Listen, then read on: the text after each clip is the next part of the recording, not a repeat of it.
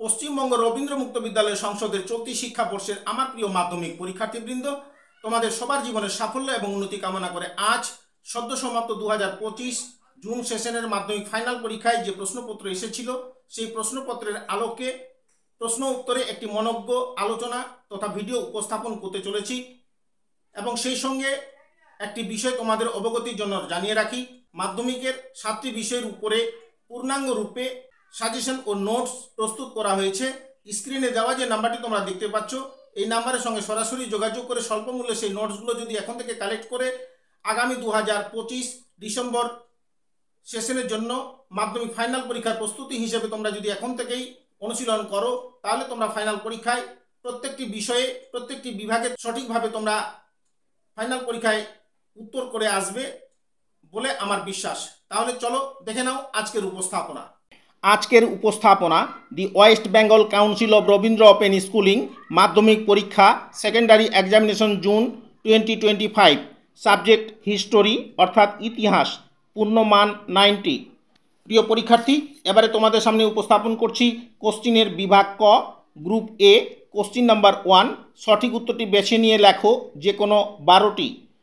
এ দাগের জন্য মোট বরাদ্দ নম্বর ছিল 1×12, মোট 12। প্রথম প্রশ্ন, কোশ্চিন নাম্বার 1, কোন বছর আলীনগরের সন্ধি স্বাক্ষরিত হয়? সঠিক উত্তরটি হবে অপশন ডি, 1757 খ্রিস্টাব্দে। পরের প্রশ্ন, question number 2, economic history of India গ্রন্থটি লিখেছেন? সঠিক উত্তর হবে option B, doctor Ramesh Chandra Dutta. পরের প্রশ্ন, কোশ্চিন নাম্বার 3, চিরস্থায়ী বন্দোবস্ত চালু করেছিলেন? সঠিক উত্তরটি হবে অপশন সি, লর্ড কর্নওয়ালিস। পরের প্রশ্ন, কোশ্চিন নাম্বার 4, অধীনতামূলক মিত্রতা নীতি কোন সালে প্রবর্তিত হয়েছিল? সঠিক উত্তর হবে অপশন এ, 1798 খ্রিস্টাব্দে। কোশ্চিন নাম্বার 5, নানা সাহেব কোন বিদ্রোহের নেতা ছিলেন? সঠিক উত্তর হবে অপশন সি, 1857 সালের মহাবিদ্রোহ। পরের প্রশ্ন, কোশ্চিন নাম্বার 6, কোন বছর ভারতীয় জাতীয় কংগ্রেস প্রতিষ্ঠিত হয়েছিল? সঠিক উত্তর হবে অপশন ডি, 1885 খ্রিস্টাব্দে। কোশ্চিন নাম্বার 7, চিত্তরঞ্জন দাস নিম্নলিখিত কোন পার্টির প্রতিষ্ঠার সঙ্গে যুক্ত ছিলেন? সঠিক উত্তর হবে অপশন এ, স্বরাজ্য পার্টি। পরের প্রশ্ন, কোশ্চিন নাম্বার 8, কোন সালে গান্ধী আরউইন চুক্তি স্বাক্ষরিত হয়? সঠিক উত্তর হবে অপশন সি, 1931 খ্রিস্টাব্দে। পরের প্রশ্ন, কোশ্চিন নাম্বার 9, কে 1939 সালে ফরওয়ার্ড ব্লক দলটি প্রতিষ্ঠা করেন? সঠিক উত্তর হবে অপশন এ, নেতাজি সুভাষচন্দ্র বসু। পরের প্রশ্ন, কোশ্চিন নাম্বার 10, দ্বিতীয় গোলটেবিল বৈঠক অর্থাৎ 1931 খ্রিস্টাব্দ হয়েছিল? সঠিক উত্তর অপশন ডি, ইংল্যান্ডে। পরের প্রশ্ন, কোশ্চিন নাম্বার 11, 1989 খ্রিস্টাব্দে ফরাসি বিপ্লবের সময় ফ্রান্সের রাজা কে ছিলেন? সঠিক উত্তর হবে অপশন বি, ষোড়শ লুই। পরের প্রশ্ন, কোশ্চিন নাম্বার 12, ফরাসি দার্শনিক রুসোর লেখা বইয়ের নাম কি? সঠিক উত্তর হবে অপশন এ, সোশ্যাল কন্ট্রাক্ট বা সামাজিক চুক্তি। পরের প্রশ্ন, কোশ্চিন নাম্বার 13, রাশিয়ার পার্লামেন্টকে বলা হতো? সঠিক উত্তর অপশন সি, ডুমা। পরের প্রশ্ন, কোশ্চিন নাম্বার 14, ভারতের প্রথম পঞ্চবার্ষিকী পরিকল্পনা কোন সালে গৃহীত হয়? সঠিক উত্তর হবে অপশন এ, 1951 খ্রিস্টাব্দে। কোশ্চিন নাম্বার 15, দীপালি ছাত্রী সংঘ প্রতিষ্ঠা করেন? সঠিক উত্তর হবে অপশন বি, লীলা রায় নাগ। পরের প্রশ্ন, কোশ্চিন নাম্বার 16, দ্বিতীয় বিশ্বযুদ্ধ শুরু হয় কোন সালে? সঠিক উত্তর হবে অপশন ডি, 1939 খ্রিস্টাব্দে। আমার প্রিয় পরীক্ষার্থী, এবারে তোমরা দেখতে পাচ্ছ কোশ্চিনে অথবা বা অর লেখা আছে। আবারও শুরু হচ্ছে কোশ্চিন নাম্বার রোমান 1, 2, 3, 4 দিয়ে।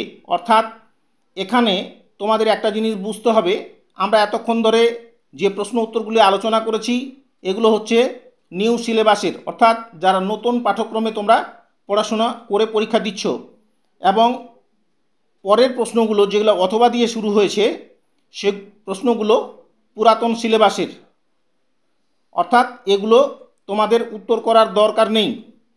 অনেকে আছো যারা হয়তো ভুল করে হয়তো কোশ্চিনের যদি কেউ উত্তর লিখে থাকো, নতুন সিলেবাসের ছাত্র হলে তোমরা কিন্তু কেউ এই প্রশ্নগুলো লিখলে নাম্বার পাবে না।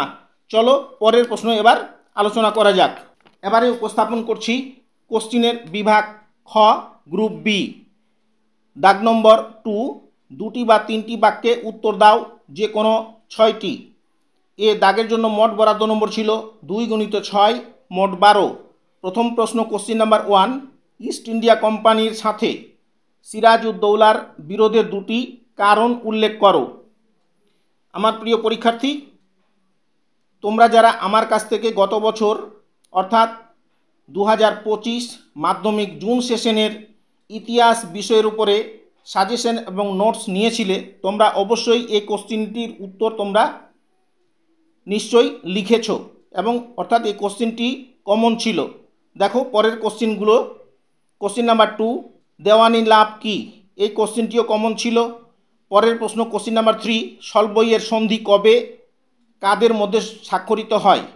পরের প্রশ্ন কোশ্চিন নাম্বার 4, সন্ত্রাসের রাজত্ব কাকে বলে?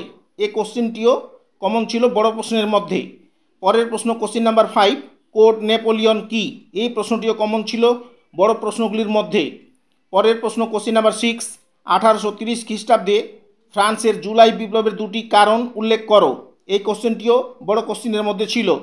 পরের প্রশ্ন কোশ্চিন নাম্বার 7, টেনিস কোর্টের শপথ কি? পরের প্রশ্ন কোশ্চিন নাম্বার 8, 1857 খ্রিস্টাব্দের মহাবিদ্রোহের দুজন নেতার নাম লেখো। এই প্রশ্নটিও কমন ছিল। পরের প্রশ্ন কোশ্চিন নাম্বার 9, বি উপনিবেশিকরণ কি? এই কোশ্চিনটিও কমন ছিল। অর্থাৎ এখানে প্রশ্ন করতে হবে, এই বিভাগে 6টি প্রশ্ন কমন ছিল 7টি। এবারে আবারও দেখো, শুরু হচ্ছে অথবা অর কোশ্চিন দিয়ে। এখানেও আমাদের যারা নতুন সিলেবাসের তোমরা ছাত্রছাত্রী, তাদেরকে কিন্তু যে প্রশ্নগুলো আলোচনা করা হলো এই প্রশ্নগুলোই তোমাদের করণীয় ছিল বা করতে হবে। এবং পরবর্তীতে যে কোশ্চিনগুলো শুরু হচ্ছে এগুলো পুরাতন সিলেবাসের, অর্থাৎ 2022-এর আগের যারা রেজিস্টার করেছো, নিজের নাম নথিভুক্ত করেছো তাদের জন্য। চলো পরের বিভাগ গ, গ্রুপ সি। কোশ্চিন নাম্বার 3, 7 বা 8টি বাক্যে উত্তর দাও যে কোনো 9টি। মোট বরাদ্দ নম্বর ছিল 4 × 9 অর্থাৎ 36। প্রথম প্রশ্ন কোশ্চিন নাম্বার 1, 1793 খ্রিস্টাব্দের চিরস্থায়ী বন্দোবস্ত সম্পর্কে লেখো। পরের প্রশ্ন কোশ্চিন নাম্বার 2, 1857 সালের মহাবিদ্রোহের কারণ বিশ্লেষণ করো। এই কোশ্চিনটি কমন ছিল। পরের প্রশ্ন কোশ্চিন নাম্বার 3, নরমপন্থী ও চরমপন্থী কাদের বলা হতো? পরের প্রশ্ন কোশ্চিন নাম্বার 4, বঙ্গভঙ্গের পশ্চাতে ইংরেজ সরকারের উদ্দেশ্য কী ছিল? এই প্রশ্নটিও কমন ছিল। পরের প্রশ্ন কোশ্চিন নাম্বার 5, টিকা লেখো জাতীয় কংগ্রেসের লাহোর অধিবেশন। পরের প্রশ্ন কোশ্চিন নাম্বার 6, 1942 সালের ভারত ছাড়ো আন্দোলনের গুরুত্ব লেখো। এই কোশ্চিনটিও কমন ছিল। পরের প্রশ্ন কোশ্চিন নাম্বার 7, টিকা লেখো সামন্ততন্ত্র। পরের প্রশ্ন কোশ্চিন নাম্বার 8, 1848 খ্রিস্টাব্দের ফ্রান্সের ফেব্রুয়ারি বিপ্লবের কারণ বিশ্লেষণ করো। এই কোশ্চিনটিও কমন ছিল। পরের প্রশ্ন কোশ্চিন নাম্বার 9, ইতালির ঐক্য আন্দোলনে মাচিনি, কাভুর, গ্যারিবল্ডির অবদান লেখো। এই কোশ্চিনটিও কমন ছিল। পরের প্রশ্ন কোশ্চিন নাম্বার 10, প্রথম বিশ্বযুদ্ধের কারণগুলি লেখো। এই কোশ্চিনটিও কমন ছিল। পরের প্রশ্ন কোশ্চিন নাম্বার 11, রুশ বিপ্লবের সামাজিক কারণ কী ছিল? এই প্রশ্নটিও কমন ছিল। পরের প্রশ্ন কোশ্চিন নাম্বার 12, টিকা লেখো সম্মিলিত জাতিপুঞ্জ। এই প্রশ্নটিও কমন ছিল। অর্থাৎ এই বিভাগে মোট কোশ্চিন তোমাদের করতে হবে 9টি এবং প্রশ্ন কমন ছিল 10টি প্রশ্ন। তোমরা বুঝতেই পারছো। তাহলে তোমরা যারা আমার কাছে গত সেশনের নোট নিয়েছো সবাই সাফল্যের সঙ্গে পরীক্ষা দিয়েছো এবং বাজিমাত অবশ্যই তোমাদের হবে রেজাল্টে। চলো দেখে নাও পরের বিভাগ। এবারে উপস্থাপন করছি বিভাগ ঘ, গ্রুপ ডি। কোশ্চিন নাম্বার 4, 15 বা 16টি বাক্যে উত্তর দাও যে কোনো 6টি। প্রথম প্রশ্ন কোশ্চিন নাম্বার 1, ভারতের স্বাধীনতা আন্দোলনে নেতাজি সুভাষচন্দ্র বসুর ভূমিকা লেখো। এই কোশ্চিনটিও কমন ছিল। পরের প্রশ্ন কোশ্চিন নাম্বার 2, আইন অমান্য আন্দোলনে গান্ধীজির ভূমিকা লেখো। এই প্রশ্নটিও কমন ছিল। পরের প্রশ্ন কোশ্চিন নাম্বার 3, সমাজ সংস্কার আন্দোলনে রাজা রামমোহন রায়ের অবদান বিশ্লেষণ করো। এই কোশ্চিনটিও আমাদের নোটে ছিল। পরের প্রশ্ন কোশ্চিন নাম্বার 4, রেলপথের বিস্তার এ বনভূমি কিভাবে ধ্বংস হয়েছে ব্যাখ্যা করো। এই কোশ্চিনটিও কমন ছিল। পরের প্রশ্ন কোশ্চিন নাম্বার 5, 1946 সালের মহাবিদ্রোহের কারণ বিশ্লেষণ করো। এই কোশ্চিনটিও কমন ছিল। পরের প্রশ্ন কোশ্চিন নাম্বার 6, বাংলাদেশের মুক্তিযুদ্ধে ভারতের ভূমিকা সম্পর্কে তোমার মতামত ব্যক্ত করো। পরের প্রশ্ন কোশ্চিন নাম্বার 7, ইতালির রেনেসাঁস সম্পর্কে আলোচনা করো। পরের প্রশ্ন কোশ্চিন নাম্বার 8, ইংল্যান্ডের শিল্প বিপ্লবের কারণগুলি লেখো। এই কোশ্চিনটিও কমন ছিল। অর্থাৎ এই বিভাগে তোমাদের প্রশ্ন উত্তর করতে হবে 6টি এবং তোমাদের প্রশ্ন কমন ছিল 6টি। অর্থাৎ কোনো অসুবিধা তোমাদের ইতিহাস প্রশ্নে হয়নি, এটা বলাই যায়। এবং এরপরে যে অথবা কোশ্চিনগুলো আছে এগুলো আবারও বলি, এগুলো পুরনো সিলেবাসের, যারা নাম নথিভুক্ত করেছিল অর্থাৎ যাদের রেজিস্ট্রেশন নাম্বার 2022-এর আগে, কেবলমাত্র তারাই এই প্রশ্নগুলোর উত্তর করবে।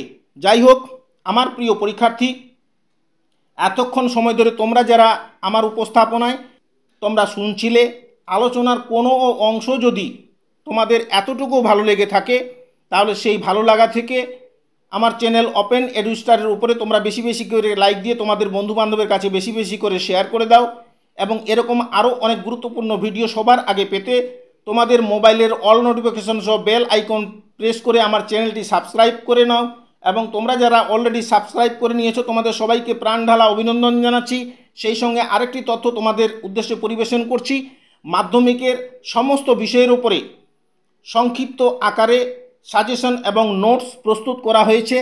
স্ক্রিনে দেওয়া যে নাম্বারটি তোমরা দেখতে পাচ্ছ এই নাম্বারের সঙ্গে সরাসরি যোগাযোগ করে স্বল্প মূল্যে সেই নোটসগুলি এখন থেকে কালেক্ট করে যদি আগামী 2025 মাধ্যমিক ডিসেম্বর সেশনের জন্য পরীক্ষার প্রস্তুতি হিসাবে অনুশীলন করো, তাহলে তোমরা ফাইনাল পরীক্ষায় 100% সফলতা পাবে এবং পরীক্ষায় বাজিমাত করবে, এতে সন্দেহের কোনো অবকাশ নেই।